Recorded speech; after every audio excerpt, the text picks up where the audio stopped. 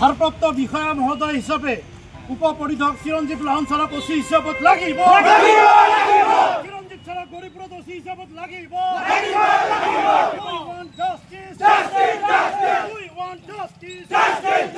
চিৰঞ্জীৱ লাহন ছাৰক ওচি হিচাপত লাগিব ওচি হিচাপত চিৰঞ্জীৱ ছাৰক লাগিব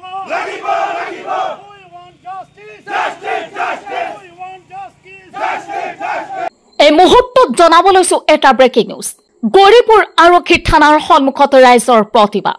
গৌৰীপুৰ থানাৰ অচি চিৰঞ্জীৱ লাহনক বদলিৰ বিৰুদ্ধে ওলাই আহিল ৰাইজ। অচি চিৰঞ্জীৱ লাহনক বদলিৰ বিৰুদ্ধে প্ৰতিবাদ শতাধিক ৰাইজৰ।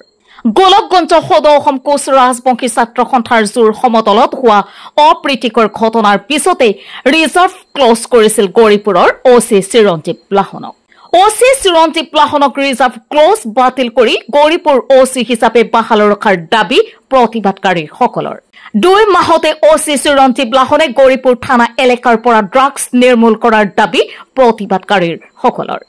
অচি চিৰঞ্জীৱ লাহনক বদলি কৰিলে পুনৰ মূৰ দাঙি উঠিব ড্ৰাগছ মাফিয়াসকলে। মুখ্যমন্ত্ৰী তথা আৰক্ষী সঞ্চালক প্ৰধানক অনুৰোধ প্ৰতিবাদকাৰী ৰাইজৰসকলৰ। অচি হিচাপে চিৰঞ্জীৱ লাহনক দিব লাগে গৌৰীপুৰত। বিগত 3 দিন পৰহি যোনটো আমাৰ গোলকগঞ্জত যোনটো ঘটনা ঘটিছে সেইটো আমি বহুত নিন্দনীয় জনাইছোঁ, কাৰণ সেইটো আমিও ভাল পোৱা নাই। কিন্তু আমাৰ জনামতে আমাৰ চিৰঞ্জীৱ লাহন ছাৰে তাতে যোৱাই নাছিল, তেনেকুৱা আমি জানো ভাল কৰিয়ে। আৰু দ্বিতীয় কথা হ'ল আমাৰ চিৰঞ্জীৱ লাহন ছাৰ যেতিয়াৰ পৰা আমাৰ গৌৰীপুৰত আহিছে, অহাৰ পিছত ইয়াতে ড্ৰাগছ পূৰা গোটেই ড্ৰাগছ পেটলাৰ যিবিলাক আছিল তেখেতৰ গাত এটা জ্বৰৰ নিচিনা উঠাই দিছে। আৰু তেখেতে ভাল পদক্ষেপ ভাল কাম কৰিছে, আমাক লৈ ফালে মিটিং কৰিছে, অহা দুৰ্গা পূজাত কেনেকুৱা কি কৰিব এইবিলাক আমাক লৈ ফালে বুজাই মেলি কৈছে। আৰু দ্বিতীয় কথা হ'ল এতিয়া অহা দুৰ্গা পূজাত যিবিলাক ড্ৰাগছ পেটলাৰ আছে, আকৌ চিৰঞ্জীৱ লাহন ছাৰে যেতিয়া ইয়াৰ পৰা ৰিজাৰ্ভ ক্লজ কৰাৰ কথা শুনা পাইছে, তেখেতে এতিয়া এনেকুৱা হৈছে বম ফুটাই আছে বুলি তেনেকুৱা সিহঁতে এটা হেৰি কৰি আছে, প্ৰচেষ্টা কৰি আছে। আপোনালোকৰ মূল দাবী কি আছে? আমাৰ মূল দাবী হ'ল আমাৰ গৌৰীপুৰ থানাৰ ভাৰপ্ৰাপ্ত বিষয়া চিৰঞ্জীৱ লাহন ছাৰক ইয়াতে বাহল ৰাখিব লাগিব অচি হিচাপত, সেইটোৱে আমাৰ দাবী। এজন বিডিপি সম্পাদক হয় বেগুনতলী গাঁৱৰ। আজি আমি ইয়াত গৌৰীপুৰ থানা এলেকাৰ বিভিন্ন গাঁৱৰ পৰা বিভিন্ন নাগৰিক ব্যক্তি সমাজসেৱক বিভিন্ন দল সংগঠনৰ মানুহ একত্ৰিত হৈছোঁ। আমি ইতিমধ্যে শুনিবলৈ পাইছোঁ যে ঊৰ্ধ্বতন কৰ্তৃপক্ষই গৌৰীপুৰ থানাৰ আমাৰ যিজন ভাৰপ্ৰাপ্ত বিষয়া মহোদয় আছিল উপ পৰিদৰ্শক সঞ্জীৱ লাহন ছাৰ, তেখেতক ইয়াৰ পৰা ৰিজাৰ্ভ ক্লজ কৰা বুলি আমি শুনা পাইছোঁ।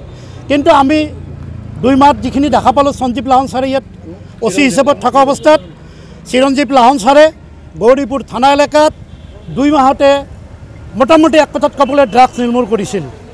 আৰু আমি ৰাইজে কেতিয়াবা কিবা সমস্যাত পৰিলে তেখেতৰ ওচৰত আহিলে আমাক বিভিন্ন ধৰণৰ পৰামৰ্শ দি আমাৰ যিটো আমি প্ৰব্লেম লৈ আহিছিল আমাৰ প্ৰব্লেম ছল্ভ কৰিছিল।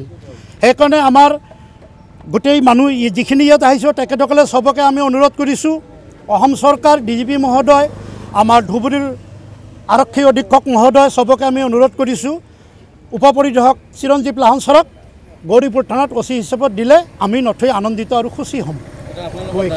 আমাৰ এইখিনিয়ে দাবী, অতি সোনকালে গৌৰীপুৰ থানাত চিৰঞ্জীৱ লাহন ছাৰক অচি হিচাপত দিব লাগে, এইখিনিয়ে আমাৰ দাবী।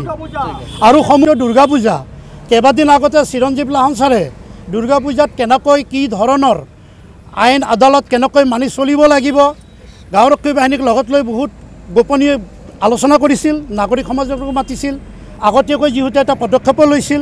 এই হিচাপত আমি চবে ঊৰ্ধ্বতন কৰ্তৃপক্ষক অনুৰোধ কৰিছোঁ চিৰঞ্জীৱ লাহন ছাৰক যাতে গৌৰীপুৰ থানাত অচি হিচাপত দিয়ে আৰু আমাৰ ৰাইজৰ যাতে দাবীখিনি মানি লয়।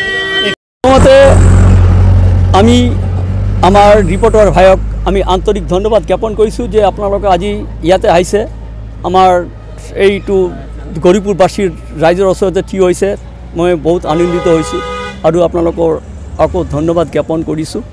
দ্বিতীয়ত কথা হ'ল যে মই গম পাইছোঁ 3-4 দিনমান আগতে এটা ঘটনা ঘটিছিলে গোলকগঞ্জত, কিবা আক্ৰাসুৰ লগতে আৰু পুলিচ ডিপাৰ্টমেণ্টৰ লগতে মানে লাগিছিলে।